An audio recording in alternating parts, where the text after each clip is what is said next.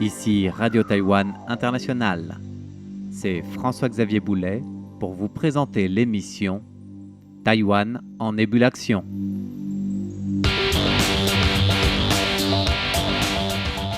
Je vous propose de revenir aujourd'hui en détail sur la prouesse du tout premier navire de surface sans pilote taïwanais qui a été déployé avec succès pour des missions de recherche scientifique au pôle Nord dans l'Arctique.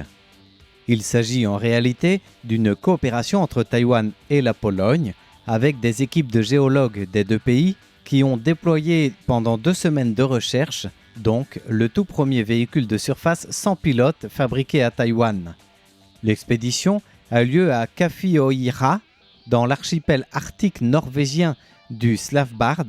pour étudier sur place l'environnement sous-marin. Plus précisément, l'appareil naval de surface sans pilote taïwanais a réussi à scanner le terrain submergé sous les lacs glaciaires et les fjords de Kafioira lors de cette mission du 4 au 13 août dernier, pendant 2 semaines, pour collecter des données capables d'aider les scientifiques à analyser, comprendre l'impact sur la disparition du glacier sur l'environnement sous-marin en plein contexte du réchauffement climatique. Invité par la station de recherche arctique de l'université Copernic en Pologne, le bijou technologique taïwanais a pris son envol 32 heures. Voilà, il n'était pas encore sans pilote, bien évidemment, puisqu'il s'agit d'un appareil naval. Mais après avoir été acheminé sur place et un vol de 32 heures, l'appareil a pu rejoindre les îles Svalbard dans la région polaire pour une exploration et des recherches de 2 semaines. Et c'est justement là que l'équipe d'exploration scientifique conjointe de l'Arctique a pu travailler en rassemblant des professeurs et chercheurs de pas moins de 9 universités. L'Université nationale de Taïwan, celle des sciences et technologies de Penghu, les Pescadors, l'Academia Sinica ou encore l'Université centrale côté taïwanais. Alors, ce tout premier navire d'exploration sans pilote de Taïwan a donc fait bien plus que seulement prendre ses marques polaires, entre guillemets. Grâce à cette coopération transversale entre le milieu industriel et le milieu académique universitaire, le premier navire d'exploration sans pilote a pu signer la prouesse d'être le tout premier appareil naval de surface sans pilote de ce type à se rendre au pôle Nord pour y scanner et cartographier la topographie sous-marine, les lacs glaciaires et celle des fjords pour contribuer ainsi à la classification des matériaux et substances des fonds marins afin de comprendre plus en profondeur encore la topographie dynamique après le retrait des glaciers et les changements hydrologiques. Dans le détail de cette coopération de recherche scientifique polaire inédite pour Taïwan en coopération avec la Pologne, l'Université nationale des sciences et technologies de Penghu au Pescador a largement pu apporter sa pierre à l'édifice de cette coopération scientifique puisque le navire de détection sans pilote a été conçu par l'équipe de recherche de son université sous la houlette du professeur agrégé Lu Chunhao, à la tête du laboratoire conjoint d'observation côtière et du laboratoire de technologie des véhicules de surface autonomes. Épaulé et soutenu par la Commission ministérielle des sciences et technologies et le Centre de recherche scientifique avancé sur la Terre durable à l'Université nationale de Taïwan, le projet a mis le cap sur le pôle Nord pour aller y cartographier et numériser la topographie sous-marine, très sujette aux changements après la fonte ou la disparition des glaciers. Les équipes de communication et électromécanique du navire de détection sans pilote, ainsi que les technologies clés relatives au système de communication, comptent parmi les avancées technologiques majeures apportées par Taïwan pour la conception de ce tout nouveau bateau naval de surface sans pilote qui a montré ses preuves et a réussi à résister aux températures polaires ou autres défis de l'environnement sur place pour fonctionner pendant 2 semaines sans aucune avarie. Ces équipements de communication, de moteurs électriques, de systèmes d'intelligence artificielle d'autocontrôle de l'appareil notamment avec le système qui empêche au navire d'entrer en collision avec quelconque obstacle dans ses mouvements autonomes sans pilote, sont l'œuvre de la coopération de toute une équipe de spécialistes derrière ce projet, sous la responsabilité du professeur Chang Mingling du Collège des ressources marines et de l'ingénierie.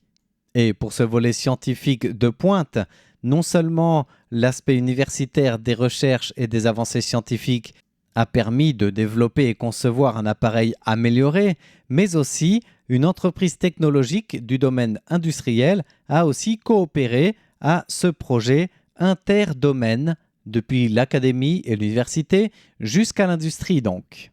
Et c'est d'ailleurs en cela que, après ces 2 semaines d'exploration sur place, le projet de ce tout premier bateau naval de surface sans pilote construit par Taïwan et ayant évolué au pôle Nord est décrit comme la cristallisation de la coopération interdisciplinaire, un succès entre l'industrie et le monde universitaire. Il faut dire ici que d'autres scientifiques de Taïwan de cette mission ont travaillé sur d'autres projets liés au changement climatique et à son impact dans le cercle polaire arctique et que chaque domaine technologique et scientifique de pointe a été rondement dirigé par les spécialistes relatifs à ces domaines. À l'instar de Guo Chenhao, professeur au département de géosciences de l'Université nationale de Taïwan, qui a de son côté utilisé le système satellite Starlink pour observer les liens entre les séismes, la fonte des glaces et du pergélisol et les changements de température, le tout épaulé par un technicien de recherche, Ku Qingshang de l'Academia Sinica, le prestigieux institut de recherche scientifique de Taïwan, pour mettre en place une station sismique satellite en temps réel pour bénéficier d'une observation la plus optimale possible dans ce domaine. À noter aussi que l'équipe de recherche a profité de ce déplacement sur place pour carotter les glaciers et prélever quelques échantillons polaires afin d'analyser les masses d'eau polaires sur place et le mécanisme du cycle des produits chimiques dans l'eau gelée et les émissions de dioxyde de carbone provenant justement de la fonte du pergélisol. Une mission d'échantillonnage, de prélèvement et d'analyse confiée à Lin Li-hong, spécialiste en géosciences, toujours à l'Université nationale de Taïwan. Autant dire que la mission scientifique taïwano-polonaise n'a pas perdu de temps sur ces 2 semaines de mission avec un navire sans pilote, mais multifonctionnel, puisque d'autres aspects de la mission ont permis aussi de se concentrer sur la teneur des microplastiques dans l'Arctique afin de dresser, là encore, ou de peaufiner en tout cas, les données liées à l'environnement et la pollution plastique.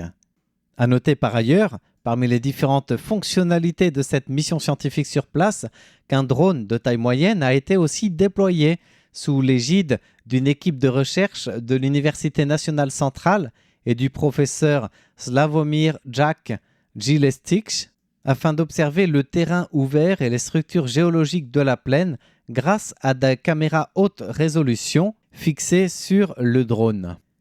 Autant dire que cette expédition scientifique et technologique taïwanaise dans l'Arctique n'est pas passée inaperçue. C'est d'ailleurs la 5e équipe réunie par Taïwan depuis la première qui a été formée en 2021 par l'Université centrale nationale, toujours à des missions d'observation dans l'Arctique. La première expédition avait été suivie de 2 autres en 2022 et d'une autre qui était arrivée au même endroit, à Svalbard, un peu plus tôt dans l'année. Les résultats de cette 5e mission, mais la première confiée à cet appareil naval de surface sans pilote dans l'Arctique, doivent aider à comprendre l'impact du changement climatique mondial et l'évolution dans la situation polaire suite à la fonte des glaciers. Il s'agit d'ailleurs du tout premier travail de recherche connexe mené par Taïwan dans cette région de l'Arctique. Alors, en plus de ces voyages de missions polaires, Taïwan a créé un institut polaire en mai de cette année sous l'égide de l'Université centrale nationale. Il s'agit du premier centre de recherche à Taïwan qui soit entièrement dédié à l'étude scientifique des pôles. Et pour toutes ces missions polaires dans l'Arctique, Taïwan peut compter sur une station polaire qui a été érigée sur place par le pays au nord de la Norvège, justement dans l'île de Svalbard. Établie en coopération avec la Pologne, cette station taïwanaise de recherche scientifique polaire est opérationnelle depuis une année maintenant. Et elle soutient le développement de la recherche fondamentale, elle contribue à la durabilité de la région polaire et se concentre depuis un an maintenant de missions déjà et 5 grandes expéditions scientifiques chiffrées, essentiellement sur les conséquences des changements climatiques. Enfin, laissez-moi conclure en soulignant un aspect moins scientifique mais important pour Taïwan, c'est que si l'avancée technologique est importante ici et si cette station taïwanaise, nous insistons sur son existence, c'est qu'elle permet à Taïwan de pouvoir œuvrer scientifiquement sur place sans passer par le biais de la permission d'autres pays ou d'autres carcans administratifs. Et pour un œil scientifique entièrement centré sur les infrastructures polaires, cette économie administrative et ce gain de temps n'est pas du luxe. Merci de votre écoute. C'était Taïwan en ébullition présenté par François-Xavier Boulet pour RTI.